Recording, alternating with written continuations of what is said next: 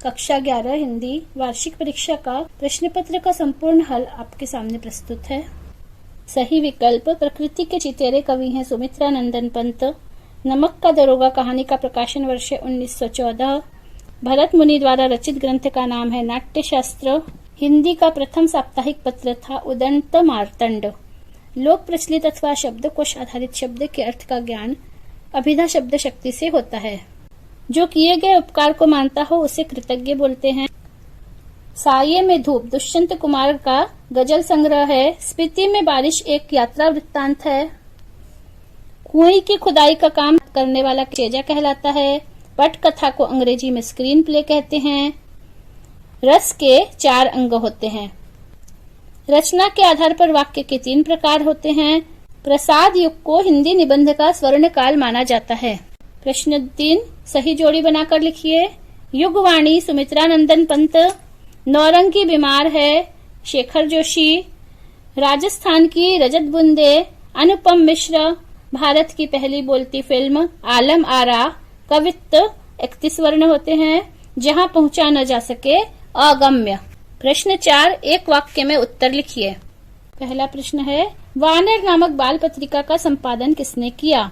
वानर नामक बाल पत्रिका का संपादन राम नरेश त्रिपाठी ने किया। जामुन का पेड़ कहाँ गिरा था? जामुन का पेड़ सेक्रेटियर के लॉन में गिरा था। लता जी की लोकप्रियता का मुख्य मर्म क्या है? लता जी की लोकप्रियता का मुख्य मर्म गायन है। टीवी सेवा को दूरदर्शन नाम कब दिया गया? टीवी सेवा को दूरदर्शन नाम 1976 ईस्वी में दिया गया। चरण में मात्राओं के आधार पर सोरठा छंद का ठीक विपरीत छंद कौन सा है? चरण में मात्राओं के आधार पर सोरठा छंद का ठीक विपरीत दोहा छंद होता है। मुहावरा किस भाषा का शब्द है? मुहावरा अरबी भाषा का शब्द है। छायावाद के प्रवर्तक का नाम क्या है? छायावाद के प्रवर्तक का नाम जयशंकर प्रसाद है। प्रश्न 5 सत्य असत्य लिखिए। कबीर ने बाहरी आडंबरों का विरोध किया है, ये सत्य है। मियां नसीरुद्दीन 46 प्रकार की रोटियां बनाने के लिए मशहूर थे, ये असत्य है। वो 56 प्रकार की रोटियां बनाने के लिए मशहूर थे। भारतीय संगीत शास्त्र का मुख्य वाद्य सितार रहा है, ये असत्य है।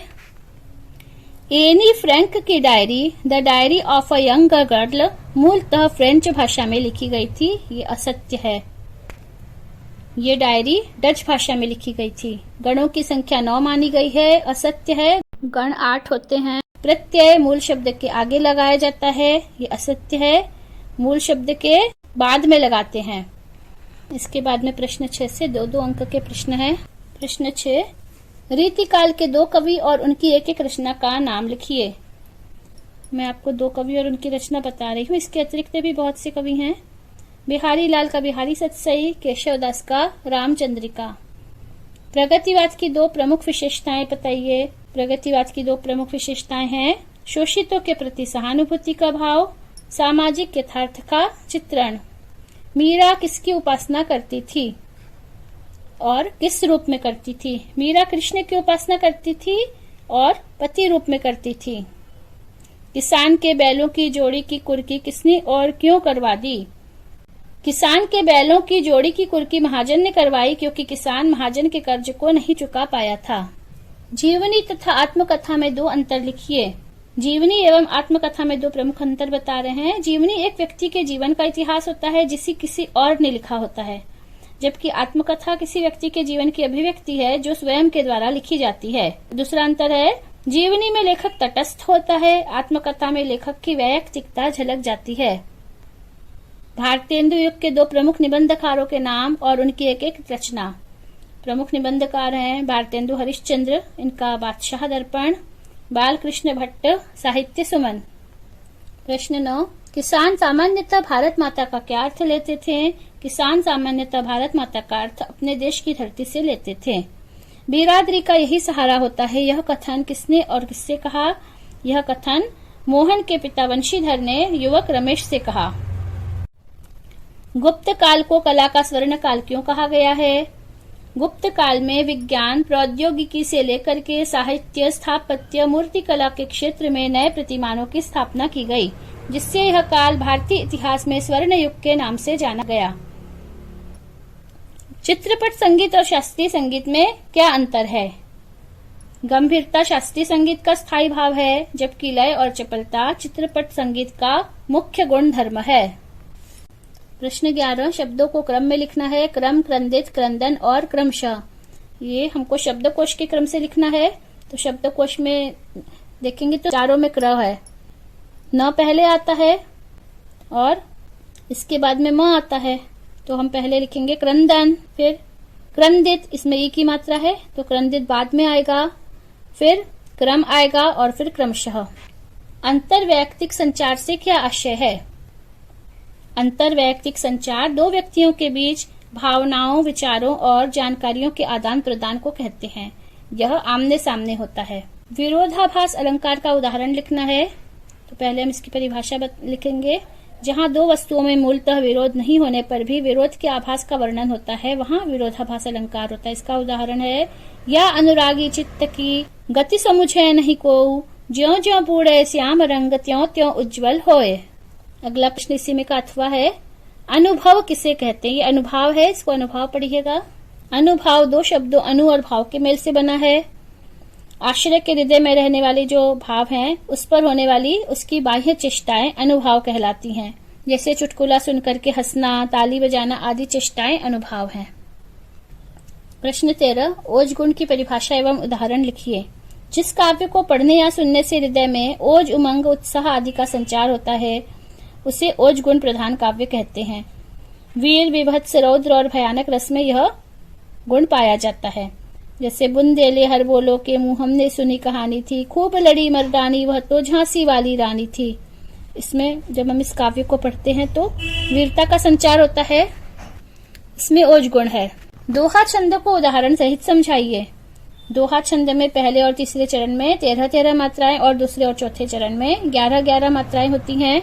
दोहा छंद के पहले और तीसरे चरण में आदि में जगड़ नहीं होना चाहिए। दूसरे व चौथे चरण के अंत में एक लघु अवश्य होता है।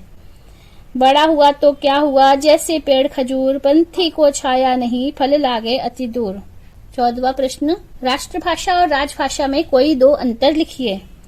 राजभाषा और राष्ट्रभाषा में प्रमुख अंतर यह है कि राजभाषा एक संवैधानिक शब्द है, जबकि राष्ट्रभाषा एक स्वाभाविक रूप से सृजित शब्द है। राजभाषा प्रशासन की भाषा है और राष्ट्रभाषा जनता की भाषा है। समस्त राष्ट्रीय तत्वों की अभिव्यक्ति राष्ट्रभाषा में होती है, जबकि प्रशासनिक अभिव्यक्ति राजभाषा में होती है। लोकोक्ति और मुहावरे में कोई दो अंतर लिखिए। प्रमुख अंतर है, मुहावरे का प्रयोग वाक्य के अंत, आरंभ और बीच में कहीं भी किया जा सकता है, जबकि लोकोक्तियां अपने आप में एक पूर्ण वाक्य होती हैं। मुहावरा अपने रूढ़ अर्थ के लिए प्रसिद्ध होता है, जबकि लोकोक्तियां लोक में प्रचलित उक्ति होती हैं, जो भूतकाल का अनुभव होती हैं। प्रश्न 15, निम्नलिखित शब्दों के तत्सम रूप लिखिए। आग और गांव, ये दुया है।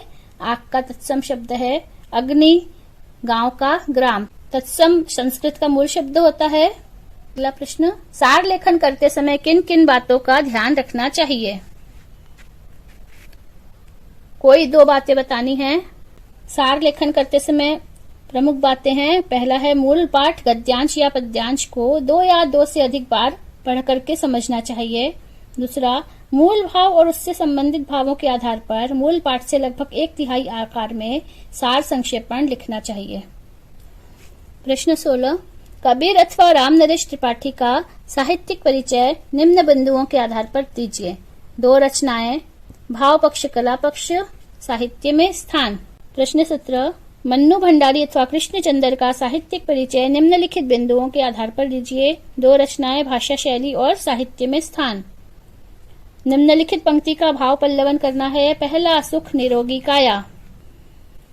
हमारे ऋषि मुनियों ने इसको कहा है। पहला सुख निरोगी काया, दूसरा सुख घर में हो माया, तीसरा सुख कुलवंती नारी, चौथा सुख पुत्र हो आज्ञाकारी, पंचम सुख स्वदेश में वासा, छठवां सुख राज हो पास, 7वां सुख संतोषी जीवन, ऐसा हो तो धन्य हो जीवन। अनुच्छेद लिखना है, 3 अंक का है। अनुच्छेद कम से कम 2 पेज का होना चाहिए।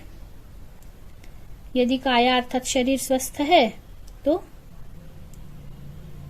सब कुछ सुखी है। हम शरीर का स्वस्थ रहना ही सबसे बड़ा सुख होता है। यदि शरीर बीमार है तो सारे सुख बेकार है। स्वस्थ तन में ही स्वस्थ मस्तिष्क होता है। इसको विस्तार से लिखना है इस भाव को। विद्यार्थी जीवन पर एक छोटा सा अनुच्छेद लिखना है सारगर्भित। प्रश्न 19 अपठित गद्यांश है। इस गद्यांश को पढ़ करके इसके बाद में जो प्रश्न दिए गए हैं उनका उत्तर लिखना है। ये गद्यांश आप लोग देख लीजिए। शीर्षक लिखना है। इसमें स्वदेश प्रेम से संबंधित गद्यांश में बताया गया है अथवा मातृभूमि के बारे में बताया गया है, तो इससे संबंधित कोई भी शीर्षक होगा। आज कैसे लोगों की आवश्यकता है? आज मन से समर्पित लोगों की आवश्यकता है। गद्यांश का सारांश लिखना है। सारांश गद्यांश से 1/3 छोटा होना चाहिए, इसका ध्यान रखिए। फिर काव्यांश, ये भी अपठित काव्यांश है। इसके नीचे प्रश्न है, शीर्षक लिखना है, पद्यांश का भाव लिखना है और प्रश्न है संकटों से कौन घबराते नहीं। तो पद्यांश का शीर्षक जो है ये हम देख सकते हैं कर्मवीर से संबंधित इसमें कहा गया है, तो कर्मवीर भी शीर्षक हो सकता है अथवा जो भी अच्छा उचित शीर्षक हो। इसका भाव लिखना है और संकटों से कौन घबराते नहीं, कर्मवीर नहीं घबराते। प्रश्न 20 निम्नलिखित पद्यांश का संदर्भ प्रसंग सहित भावार्थ लिखिए। ये पद्यांश आरोह के घर की याद कविता से लिया गया है। इसके लेखक भवानी प्रसाद मिश्र जी हैं। अथवा में दूसरा पद्यांश है, ये मीराबाई का है। मीरा की पदावली से लिया गया है। प्रश्न 21 गद्यांश का सप्रसंग संदर्भ प्रसंग सहित व्याख्या लिखनी है।